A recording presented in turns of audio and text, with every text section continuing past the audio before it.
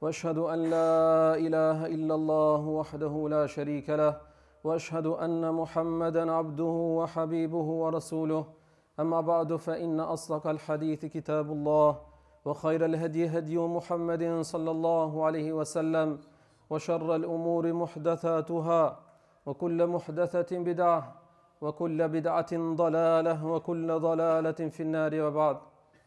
Allahun Azza wa Jalla falenderojmë, për ti ndihmë dhe falë kërkojmë. Dëshmojmë dhe deklarojmë si çdo herë se nuk ka Zot që meriton të adhurohet posa Allahut subhanahu wa ta'ala. Dhe dëshmojmë dhe deklarojmë se Muhamedi sallallahu alaihi wasallam është rob dhe dërguar i Tij. S'ka dyshim se fjala më e bukur është fjala e Allahut. Dhe udhëzimi më i mirë është udhëzimi i Rasulullahut alaihi salatu wassalam. Të nderuar vëllezër, jemi duke jetuar një botë, një jetë me kriza, një jetë që është shumë dinamike, që shumë njerëz i kanë mbush zemrat e tyre me friga të ndryshme, qoftë kjo frikë për punën e tyre, riskun e tyre, ose frikë për shnetin e tyre, për të ardhmen e tyre, ose frikë për familjen dhe evlatët e tyre, dhe friga të ndryshme. Dhe ilaçi për këto friga është besimi i plotë, se çdo gjë që ndodh me caktimin e Allahut dhe nën përkujdesin e Allahut. Që do thotë çdo njeri prej neve duhet me pas bindjen e plotë, se çdo gjë që ndodh se Allahu ka caktuar me ndodh dhe ndodh atëherë kur don Allahu me ndodh. Dhe se Allahu është ai i cili kujdeset për mua dhe për ty. Dhe se edhe unë edhe ty jemi në dorë të Allahut Azza wa Jall. Edhe pse kjo fjalë e fundit jemi në dorë të Allahut është fjalë e lehtë në gjuhë, ama duhet me pas burimin e fortë në zemrën që ka bindje të fortë në Allahun. Sikur se zemra asaj gruaje në Mekë që quhej Hajar alayha salam. Ju e dini rastin kur Ibrahimi alayhi salam me urdhër të Allahut detyrohet me elon Hajerën bashkëshortin e tij bashkë me Ismailin e vogël alayhi salam. Me ilan me një vend që sot është Mekë, me patër ishte lugin dhe shkretin, nuk ishte as uja, as vend banim, as njerëz, as një shenjë tjetës. Mi po ashtu ishte urdhri Allahut me ilan aty. E kjo gruaja e cila është normal mu friksu, mi po frikën e asaj e largoi një përgjigje që e mur për Ibrahimit a.s. pasi që e parashtoi pyetjen dhe tha: A Allahu amaraka bi hadha? Veç ka zon mua, Allah ka urdhnu me na lani ti neve këtu. Tha, po, naam. Tha, idhen la yudayyi'una. Atëherë shko tha se Allah neve nuk na hub. Dhe dina pastaj në fundin edhe vazhdimin që Allahu nuk i hupi ata. Pse? Se ishin me bindje të fortë se ne jemi në dorë të Allahut. Dhe se çdo gjë që ndodh me caktimin e Allahut dhe ne jemi në përkujdesin e Allahut. Allah, çdo gjë që ndodh në jetën tonë, ndodh se Allahu ka dashur me ndodh çashtu. Dhe ti çka dush me dash tjetër, ka me ndodh ajo që ka dashur Allahu. Dhe nëse Allahu ta zbulon ti të fshehtën, ti çdo herë ke me dash çat që ka dashur Allahu për ti, jo çat që ti e ke dash për veten tonë. Çdo herë ti ke me dash çat që Allah e ka vendosur për ti, jo çat që ti e don. Edhe pse ne nuk e dojmë nuk e dim çka ka caktuar Allahu për neve. Ama ne do të më jalon dorë Allahut subhanahu wa taala. Mi marr këtë shkaqet edhe sebepet. Për me bë diçka, mi po nëse zbohet, atëherë ajo është më mirë për neve. Nëse bëhet atëherë është ajo më mirë për neve. O vëllazër, pejgamberi alayhi salatu wasalam na ka treguar hadith që edhe nëse të privon Allahu nga diçka të ka privu sepse do me dhon diçka tjetër. Dhe se do që të shkosh, është mirë për ty. Ajaban li amri al-mu'min. Inna amrahu kullahu lahu khayr wa laysa dhaka illa lil mu'min. Thash për të çudit me çështjet e besimtarit. Kado që të shkoje, kado që të ndodhë është mirë për të. Nëse i ndodh një e mirë, falenderon Allahun dhe kjo është mirë për të. Wa in asabat hudarra wa shakara sabara fa kana khayran lah.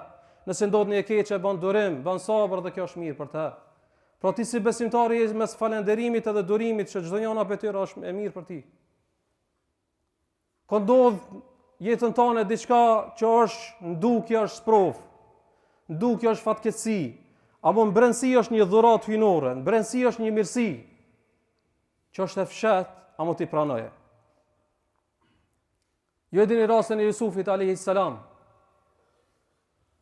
Fillim u armiqsu nga vëllezërit e tyre, që është sprovë fatkeqësi. Më të armiqsu vëlla jot, jo 1, 2, 3, po më shumë. E hodhën bunar, edhe kjo fatkeqësi, sprovë. Pastaj pasoj me ushit si rob, duke qenë i lirë me ushit si rob për pak pare, edhe kjo sprovë.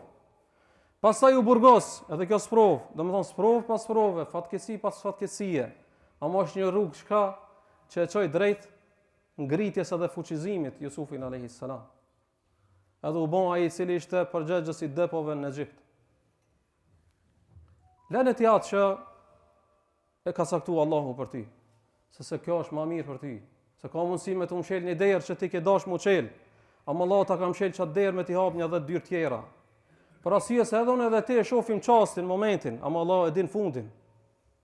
Edhe unë edhe ti e shohim interesin momental, ama Allah e di përfundimin final për neve. Për çat i lënë atë punë dorë të Allahut azza wa jall. Merri keq shkaqet edhe sebepet. Merri keq shkaqet edhe sebepet, ama me zemrën tonë mbështetjo Allahut. Dhe çka do të ndodh, ti je falënderues ndaj Allahut. Ke pas qef një mundësi që të ka ik dhe e mërzit.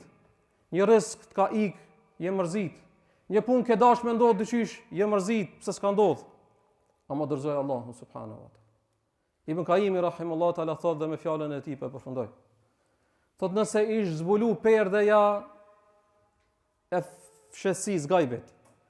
Dhe nëse të kish kallzu Allahu çish kujdeset ai për ty. Dhe se sa i mëshirshëm është Allahu për ty dhe sa është më i mëshirshëm për ty se sa nëna jote për ty. Thot ishte të coptu dhe ishte shkrinj zemra e besimtarit në dashuri ndaj Allahut dhe falënderim ndaj tij.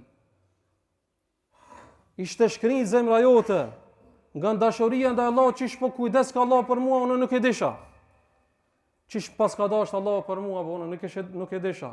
Kum dash diçka unë. Po Allah më ka largu pi asaj, unë jam mërzit. Sikur se mërzitet fëmia, foshnja, kur e largon nana pe diçka që e di se ai ka mu djeg aty.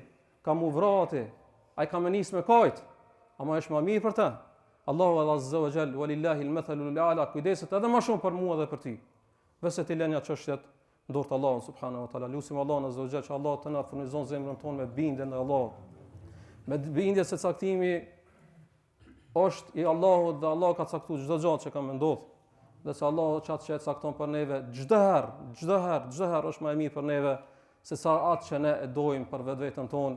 أقول قولي هذا وأستغفر الله لي ولكم ولسائر المسلمين من كل ذنب فاستغفروه إنه هو الغفور الرحيم. الحمد لله وحده والصلاة والسلام على من لا نبي بعده. إن الله وملائكته يصلون على النبي يا أيها الذين آمنوا صلوا عليه وسلموا تسليما. اللهم صل على محمد وعلى آل محمد كما صليت على إبراهيم وعلى آل إبراهيم في العالمين إنك حميد مجيد. اللهم بارك على محمد وعلى آل محمد كما باركت على إبراهيم وعلى آل إبراهيم في العالمين إنك حميد مجيد. اللهم أعز الإسلام والمسلمين وأذل الشرك والمشركين ودمر أعداءك أعداء الدين يا رب العالمين.